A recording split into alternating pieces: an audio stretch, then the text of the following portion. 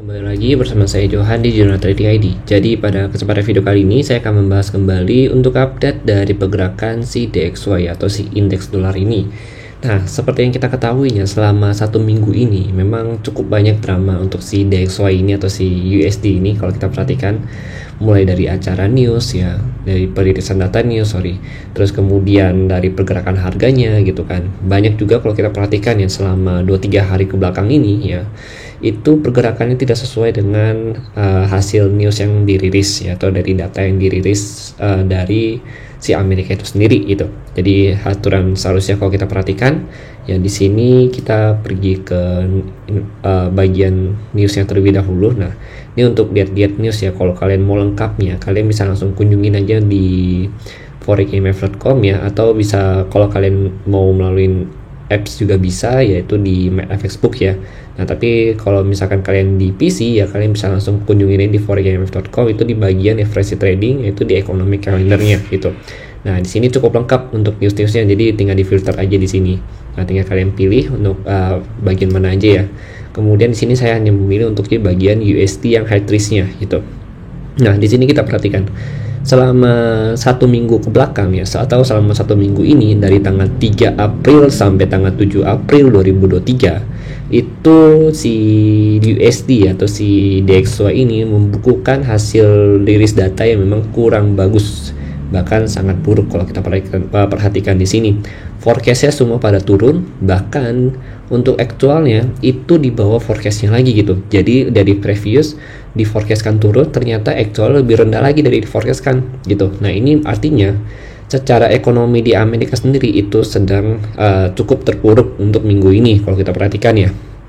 Nah, kemudian kalau kita lihat lagi di bagian pertama, yaitu di tanggal 3 April 2023, itu kan di jam 9 kalau kita lihat ini ada ISM ya, atau Manufacturing PMI, itu forecastnya di 47.5, ternyata aktualnya itu sekitar 46.3. Nah, previously 47 gitu. Jadi memang menurunnya itu cukup banyak gitu dari yang di forecastkan. Nah, kita lihat dulu. Kita langsung lihat ke bagian grafik DXY-nya. Oke, di sini dia kan dirilis jam 9 malam kalau kita perhatikan ya. Untuk jam 9 malam itu masih sesuai ya, data DXY-nya masih sesuai ya pergerakannya dengan si data tersebut. Kemudian kalau kita perhatikan lagi di tanggal 4 April 2023. Nah, ini kan kalau kita perhatikan untuk jobs openingnya ya di bulan Februari itu kan previously sekitar 10.563. Nah, ini forecastnya di 10.400 gitu. Artinya menurun kalau kita perhatikan di sini, forecastnya memburuk. Tapi ternyata di aktualnya itu lebih rendah dari yang di forecastkan lagi gitu. Artinya memang antara hasil previous dengan yang aktualnya untuk bulan ini itu lebih rendah dan bahkan lebih buruk dari yang di perkirakan sebelumnya gitu. Nah, ini kita perhatikan lagi nih untuk tanggal 4 April 2021. 2023. Jadi 2021 ya. Nah, ini 2023 di tanggal 4 April itu jam 9. Nah, mulai dari jam 8 malam sebenarnya kalau kita perhatikan ya, itu harga DXY ada di angka atau range harga 102.13. Kemudian dia turun begitu ada newsnya. Ini kan candle news kalau kita perhatikan di sini. Oke, ini candle news. Nah, ini kalau kita lihat ya, dia turun dari harga kurang lebih 102 turun ke harga 101.491 gitu. Nah, ini kalau kita perhatikan, ini kan kalau di harga 101.56 ya, ini kan ada garis merah. Nah, sebenarnya garis merah ini adalah area support untuk si DXY itu sendiri gitu. Nah, tapi nanti kita akan bahas untuk mengenai SNRD DXY ini. Nah, ini kita bahas dulu mengenai si newsnya ini sendiri gitu. Nah, ini kalau kita lihat, oke, dia turun, berarti masih sesuai dengan pergerakan harga newsnya. Berarti 2 hari ini masih oke. Kemudian kalau kita lihat lagi ya, di tanggal 5 April ya 2023, itu kan ada kurang lebih 2 news yang memang untuk falas dan 1 news untuk si oil inventory gitu. Nah, ini kan kalau diperkirakan inventory oil menurun kalau kita lihat di sini ya. Nah, kemudian ini kita nggak bahas dulu ya, karena memang kita fokus ke falas dulu ya. Nanti mungkin kalau mau bahas ini kita buatkan video khusus lagi. Nah, mungkin kalau kalian mau request boleh ya, komen di kolom komentar. Nanti mungkin kalau misalkan banyak ya, kita bisa buatkan khusus untuk oil gitu. Nah, di sini kita bahas dulu mengenai ADP non-farm employment. Nah, sama ISM ya. Nah, tapi untuk yang kita perhatikan ya, pertama itu adalah ADP-nya.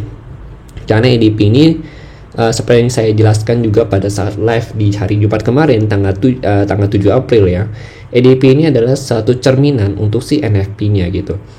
Nah, kita perhatikan dari tanggal 5 April ini EDP-nya aja udah minus gitu. Dari yang koreksi ke 261 ya ribu, kemudian diforecastkan turun 61.000, ternyata aktualnya itu turun sampai 145.000 gitu.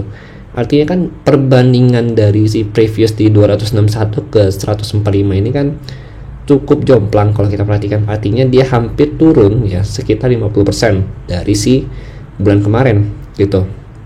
Nah, kita perhatikan, artinya di sini pekerja ya di sana itu menurun juga gitu. Nah, kita lihat gara-gara pekerjanya itu menurun, berarti kan otomatis upah yang dibayarkan ke pekerja tersebut juga menurun gitu. Karena kan menurun nih pekerjaannya, itu pekerjanya menurun, artinya upahnya juga menurun juga gitu. Total keseluruhan upahnya ya. Nah, ini kalau kita perhatikan dari si pergerakannya di tanggal 5 April. Oke, di 5 April ini ya kan tuh kalau kita lihat untuk newsnya itu dirilis jam berapa? Jam 19.15 ya kan, 19.15 berarti kan udah jam 7-an ya kalau kita lihat di sini. Nah, kita perhatikan tanggal 5 April jam 19.15. Nah, ini kan candlestick 1 jam ya, dia kan turun memang sesuai dengan datanya gitu. Tapi kan newsnya itu dirilis setelah jam 7.15 gitu, artinya jam 7 udah berganti candlestick 1 jam nih, terus dia rilis nih, baru rilis newsnya gitu. Berarti kan kalau kita perhatikan candlestick yang hijau ini yang jam 8 gitu. Nah, kalau kita lihat untuk candlestick tersebut ini itu harganya tidak sesuai dengan data yang dikeluarkan oleh si DXY-nya gitu, atau data yang dirilis dari si berita tersebut, dimana harga ternyata naik ya dari 101.518 dia naik ke harga, kalau kita perhatikan di sini ke harga 101.97. Nanti kan dia naik nih dari sini naik ke sini ya kan. Nah, kalau kita perhatikan lagi ya, ini ada dua news nih, PMI-nya juga di sini kan, ISM-nya gitu. ISM-nya jam 9. Nah, kalau kita perhatikan dari jam 9 ini, kita lihat mana candle yang jam 9. Oke, ini candle jam 9 naik makin tinggi. Padahal kalau kita perhatikan di saat data yang ini terjadi ya, di dua data ini ya, di luar yang oil inventory ya, berarti kan dua ini itu harusnya membuat si DXY itu melemah gitu, karena koreksinya cukup maksudnya penurunannya cukup banyak gitu.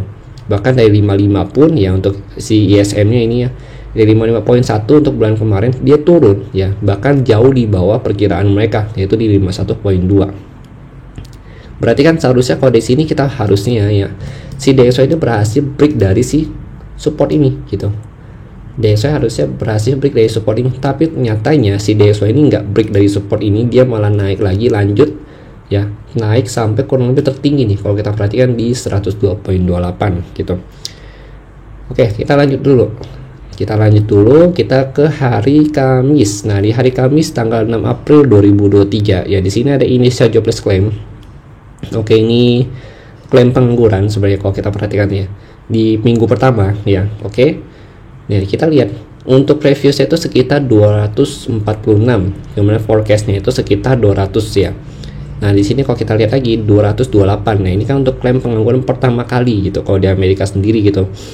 Nah, ini tuh datanya itu dirilis setiap hari Kamis ya, setiap minggu kok, ini itu di hari Kamis tapi dirilis datanya gitu. Nah, ini kalau kita perhatikan di 228, artinya lebih buruk dari yang diprediksikan oleh si datanya ini sendiri gitu. Datanya lebih buruk dari yang diprediksikan oleh pasar. Nah, tapi ternyata kalau kita perhatikan ya dari si data tersebut ya, seharusnya kan ini membuat si USD ini melemah gitu. Oke, tapi ternyata kalau kita lihat itu di jam berapa, kalau kita lihat tadi itu di jam kurang lebih 19.30. Oke, ini 19.30, berarti kita cari dulu ya jam 19 ini. Oke, ini 19.30 berarti masuk di angka ini kan, di candlestick jam 8. Nah, dia sempat naik, ternyata dia baru turun ke bawah gitu, sesuai dengan datanya gitu. Jadi dia spike dulu ke atas, baru dia lanjut turun ke bawah. Tapi dia nggak turun sampai ke area support ini lagi. Jadi dia bisa dikatakan dia hanya turun setengah dari kenaikannya dia gitu. Oke. Nah, kemudian yang terakhir yaitu di bagian NFP ya. Pada saat kita live kemarin bersama dengan Pak Eko dari Forex IMF, kita juga ada bahas bahwa yang saya bicarakan di sana adalah diprediksi ya data NFP-nya itu adalah melemah. Karena kalau kita perhatikan yang pertama dari si ADP ini juga udah melemah ya, artinya dia memburuk untuk si DXY. Nah, berarti kurang lebih jobless claim-nya juga melemah gitu, atau buruk datanya untuk si DXY. Nah, kemudian ya jadi kita udah punya cerminan nih bahwa si NFP-nya itu seharusnya juga melemah gitu. Artinya upah yang dibayarkan itu juga menurun. Dari yang bulan sebelumnya itu adalah 326.000 ya, diprediksikan menurun ke 239, ternyata hasilnya itu adalah 236. Jadi jauh di luar atau jauh di bawah yang diprediksikan oleh si pasar itu sendiri. Nah, ini memang cukup memburuk ya kalau kita perhatikan ya. Bahkan dari 326 turun ke 236. Nah, kemudian kalau kita perhatikan lagi, yang bagusnya apa sih dari si NFP ini, yaitu dari angka penganggurannya. Kalau kita perhatikan untuk angka penganggurannya sendiri itu turun dari 3,6 ya. Bulan kemarin juga 3,6 kalau kita perhatikan di sini. Kalau kita perhatikan di sini 3,6 untuk bulan kemarin, kemudian forecastnya 3,6 juga, dan aktualnya itu sekitar di 3,5%. Artinya ini menurun 0,1%. Nah, ini memang cukup positif untuk si DXY itu sendiri atau untuk si USD itu sendiri gitu ya. Nah, ini kita lihat di historinya. Kalau di history sendiri ya, sebentar. Nah, di sini di bulan Maret ya, kan previous itu sekitar 3,4 ya, forecastnya juga 3,4. Ternyata di bulan Maret ini naik ke 3,6. Nah, untuk bulan ini berarti dia terjadi koreksi dari 3,6 menjadi 3,5% kembali gitu. Nah, ini memang kalau kita perhatikan cukup stabil ya, yaitu di 3,5 ya. Dia udah sekitar 2 kali, kemudian dia turun tertinggi itu di 3,7 gitu. Jadi memang ini adalah suatu perbaikan juga untuk si USD-nya.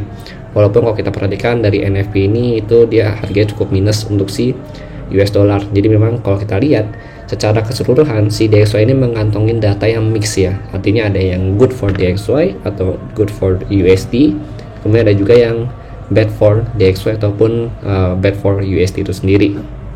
Makanya kalau kita lihat si pelaku pasar ini itu dia cenderung mengambil pilihan yang cukup pelin-pelan ya. Kalau kita lihat di sini harganya sempat naik ya, di pump sama dia dari angka 101.93 naik kemudian sampai ke 102.28 ya. Mungkin ini adalah pemicu utamanya adalah dari si data pengangguran ini gitu, karena kan penganggurannya sempat naik juga kalau kita lihat ya, dari 3,4 ya naik ke 3,6 gitu, jadi naik 0,2%.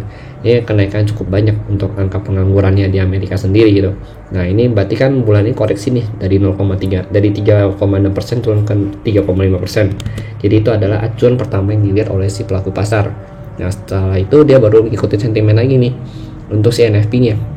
Dari 102 ini ya, dia baru turun ke angka 102.010. Nah, ini memang fluktuatif sekali kalau kita perhatikan ya di range harga ini.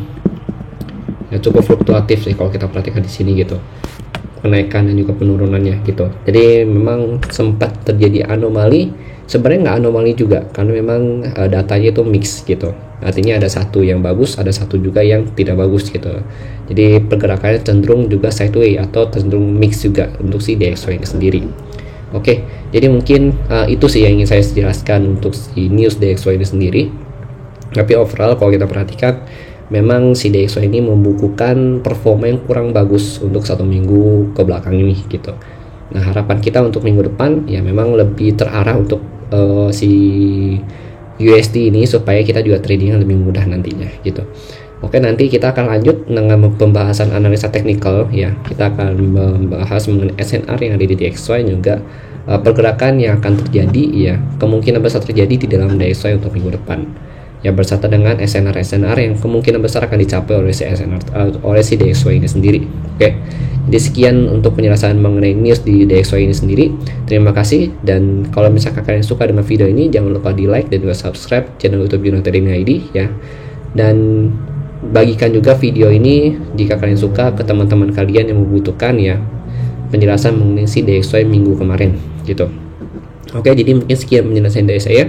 Kalau kalian punya pandangan lebih ya, atau misalkan punya masukan untuk video DXY ini ya, baik dari segi berita ataupun dari teknik, dari analisanya mengenai news ini ya, atau dari news yang belum saya sebutkan, boleh banget kalian sharingkan di kolom komentar ya, kita bisa diskusi di sana ya, tidak ada yang salah dan juga tidak ada yang benar, karena di sini video ini bertujuan untuk membantu kalian ya, dan juga membantu kita semua ya, untuk memanfaatkan peluang-peluang yang ada di pasar ya, terutama dalam trading kita sehari-hari ini. Terima kasih ya, mungkin sekian penjelasan dari saya dan sampai jumpa pada video berikutnya.